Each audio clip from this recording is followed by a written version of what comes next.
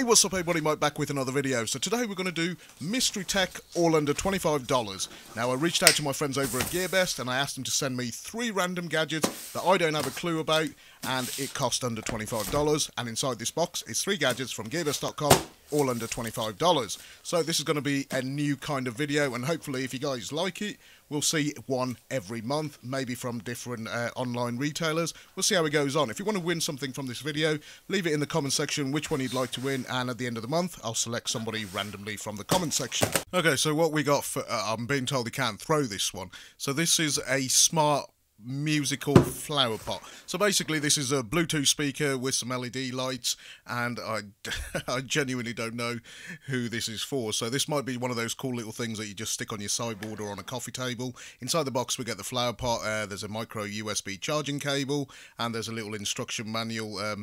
Yeah, so this is quite weird, but if you want a Bluetooth speaker and you don't want it to look like a traditional Bluetooth speaker, maybe this will actually blend into your surrounding. There's a drainage hole, so you can put soil and put an actual plant in. You don't have to put a fake plant. And there is a waterproof tab covering the micro USB charging port, which I'm assuming is a good thing, and it does kind of fit. And then you've got the instruction manual. Battery life is good for about 14 hours off a single charge, and it takes an hour to charge this. And connecting it was very simple. Switch on Bluetooth, search for the flower pot.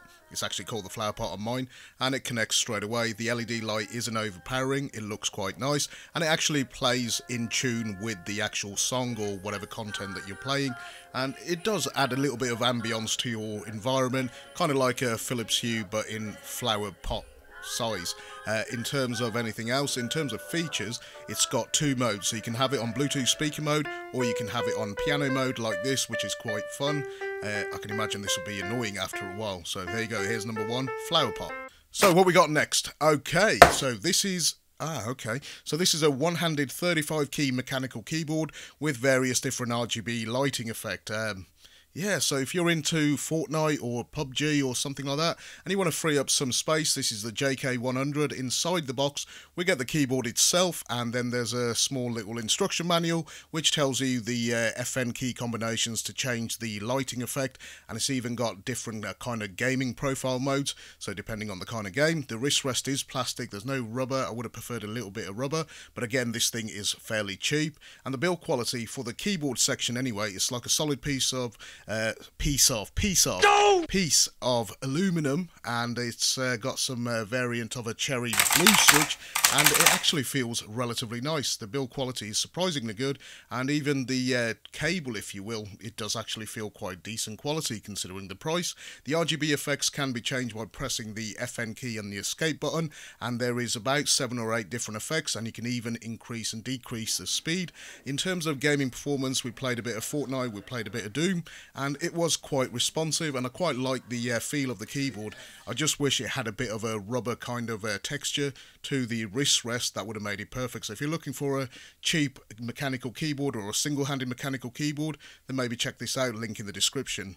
So what we got next? Okay, so this is an Android TV box, and I'm being told that this is apparently, at least on the website, it's listed as a Google certified box. I don't know how much merit that actually holds. We'll have to check the DRM information, which you'll see coming up shortly.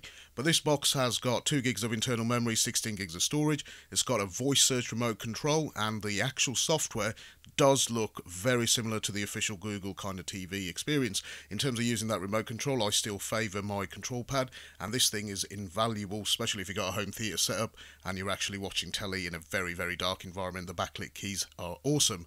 The box also comes with a detachable antenna, so if you want to use a high gain one, you can plug that in. So it's useful basically if you're using it upstairs in a bedroom that you don't have like a plug-in Ethernet connection. In terms of ports, it's got HDMI, it's got your Ethernet port, it's got the DC power input, 3 USB, and a slot for a micro SD card. Now looking at it more and more, it supports all this 4K content, but we'll check the DRM information. As you can see, the only thing I noticed is the Netflix app, the one with the white background, the latest version, did not work, so I had to download various different versions to get Netflix to work. So it makes me kind of dubious that this isn't an official Google TV box. But once I installed the Dominus build, by the way, that is an amazing build, and if you guys want to see a video on this, then let me know. But it played all the 4K content I threw at it, all different file formats, not a problem. So there you have it. That was the Android TV box. I think it's called the Mac Cool something or other. Link in the video description if you guys want to check it out. Also guys, just a reminder, the winner projector giveaway is still open. There's 2 prizes up for grabs. Details are in the video description.